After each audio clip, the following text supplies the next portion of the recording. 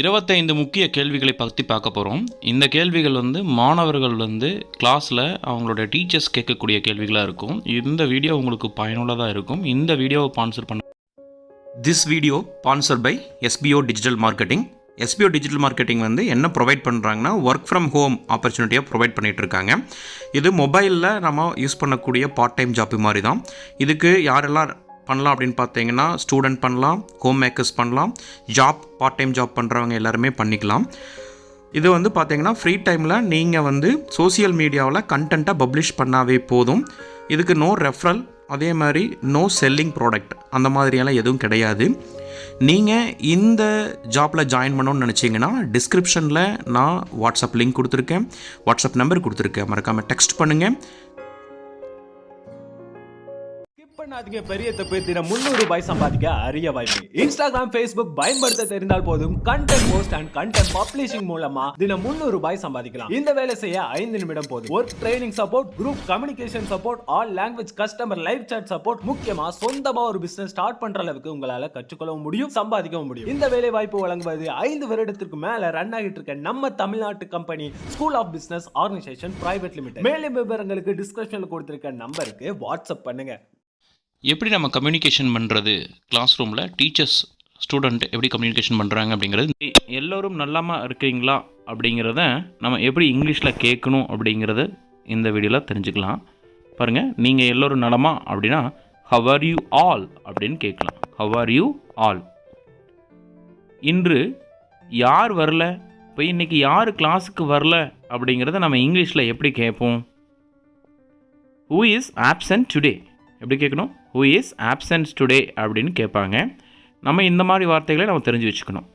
நீ ஏன் லேட்டு, நீ ஏன் தாமதமாக வந்த கிளாஸுக்கு அப்படின்னு கேட்குறோமில்ல, இதை நம்ம எப்படி இங்கிலீஷில் கேட்குறது அப்படின்னு பார்த்தீங்கன்னா ஒய் ஆர் யூ லேட் அப்படின்னு கேட்கணும். என்ன கேட்கணும்? ஒய் ஆர் யூ லேட் அப்படின்னு கேட்பாங்க. நம்ம அதுக்கான பதில் சொல்லலாம். நெக்ஸ்ட்டு, உனக்கு என்ன பிரச்சனை அப்படிங்கிறத இங்கிலீஷில் வாட்ஸ் யுவர் ப்ராப்ளம் என்ன கேட்கணும்? வாட்ஸ் யுவர் ப்ராப்ளம் அப்படின்னு கேட்போம். உனக்கு என்ன பிரச்சனை அப்படிங்கிறத நம்ம எப்படி கேட்போம் இங்கிலீஷில்? பாருங்கள், வாட்ஸ் யுவர் ப்ராப்ளம்னு சொல்லியிருந்தேன். ஓகேங்களா?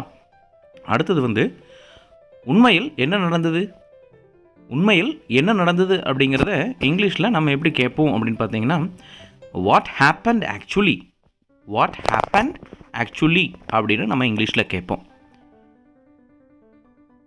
அங்கே என்ன நடக்குது அப்படிங்கிறத இங்கிலீஷில் வாட்ஸ் கோயிங் ஆன் தேர் எப்படி கேட்போம்? வாட்ஸ் கோயிங் ஆன் தேர்னு கேட்போம். அங்கே என்ன நடந்தது அப்படிங்கிறத நம்ம எப்படி கேட்போம்? What's going on their. சரிங்களா?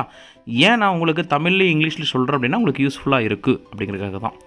உனக்கு தெரியுமா, அவங்க ஒரு கொஷின் கேட்குறாங்க. உனக்கு தெரியுமா அப்படிங்கும்போது அதை இங்கிலீஷில் நம்ம எப்படி கேட்டிருப்பாங்க? டு யூ நோ எப்படி கேட்டிருப்பாங்க? டு யூ நோ அப்படின்னு கேட்பாங்க. ஓகேங்களா? டு யூ நோ அப்படின்னு கேட்பாங்க. உனக்கு என்ன வேண்டும் அப்படிங்கிறத இங்கிலீஷில் எப்படி கேட்பாங்க? வாட் டு யூ வாண்ட்னு கேட்பாங்க. வாட் டு யூ வாண்ட்னு கேட்பாங்க. உனக்கு புரிகிறதா அப்படிங்கிறத இங்கிலீஷில் to you understand, to you understand அப்படின்னு கேட்பாங்க. அவர்கள் எங்கே, அதை இங்கிலீஷில் நம்ம எப்படி கேட்போம்?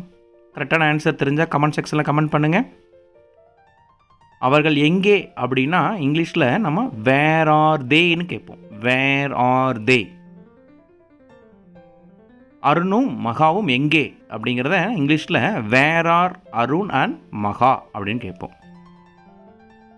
அவர்கள் எங்கே போனார்கள், இதுக்கான கரெக்டான ஆன்சர் தெரிஞ்சதுன்னா மறக்காமல் கமெண்ட் செக்ஷனில் கமெண்ட் பண்ணுங்கள். கரெக்டான ஆன்சர் யார் பண்ணுறாங்கன்னு தெரிஞ்சுக்கலாம். வேர் டிட் தே கோ அப்படின்னு கேட்பாங்க. எப்படி கேட்பாங்க? வேர் டிட் தே கோ அப்படின்னு இங்கிலீஷில் கேட்பாங்க. ஓகேவா? நெக்ஸ்ட் ஒன், அவர்கள் எங்கே போகிறார்கள்? வேர் டு தே கோ. அவங்க எங்கே போகிறாங்க? வேர் டு தே கோ அப்படின்னு கேட்பாங்க. நாளை நீங்கள் வருவீர்களா, இதை இங்கிலீஷில் எப்படி கேட்பாங்க?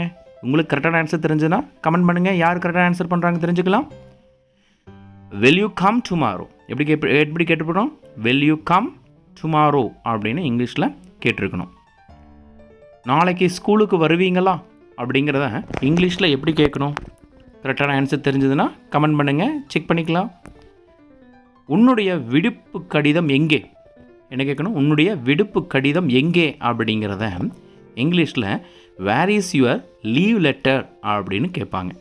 Where is your leave letter அப்படின்னு கேட்டிருக்கணும்.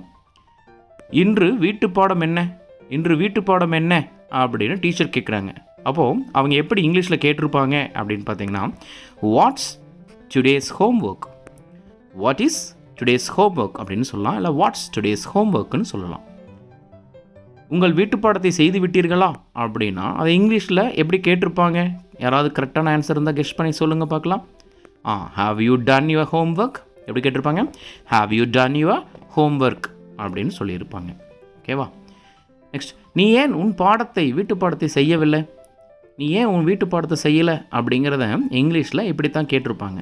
பாருங்கள், why haven't you done your homework, இல்லை have you done your homework, have you done your homework.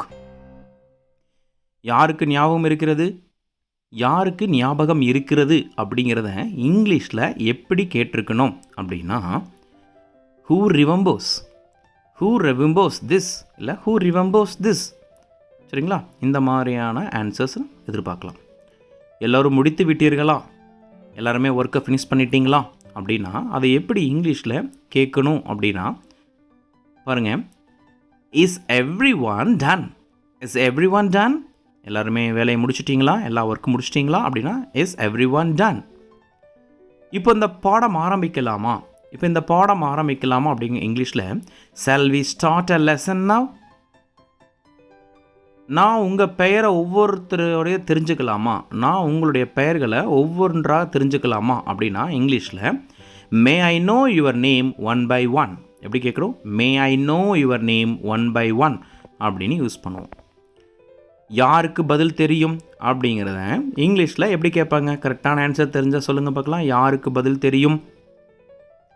Who knows answer எப்படி கேட்டிருக்கணும்? ஹூ நோஸ் ஆன்சர்னு கேட்டிருக்கணும். ஹூ நோஸ் ஆன்சர்னு கேட்டிருக்கணும். அப்போ தான் கரெக்டான ஆன்சராக சொல்ல முடியும்.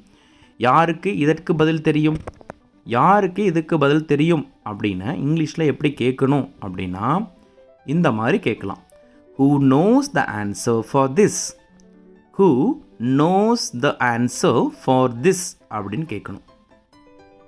எல்லோருக்கும் ஆங்கில புத்தகத்தை கொண்டு வந்திருக்கிறீர்களா, எல்லோரும் ஆங்கில புத்தகத்தை கொண்டு வந்திருக்கிறா அப்படின்னா இங்கிலீஷில் எப்படி கேட்டிருக்கணும் அப்படின்னா have you all brought your English book. எப்படி கேட்கணும்? Have you all brought your English புக்குன்னு நம்ம கேட்கணும் கொஸ்டின்ஸ். இந்த 25 கொஸ்டின்ஸ் நான் உங்களுக்கு யூஸ்ஃபுல்லாக இருந்திருக்குன்னு நினைக்கிறேன். இந்த மாதிரி உங்களுக்கு நிறைய சென்டென்ஸ் வேணும், சென்டென்ஸ் ஃப்ரேம் பண்ணணும், இல்லை கொஸ்டின்ஸ் வேணும் அப்படின்னா நம்ம சேனலை மறக்காமல் சப்ஸ்கிரைப் பண்ணுங்கள்.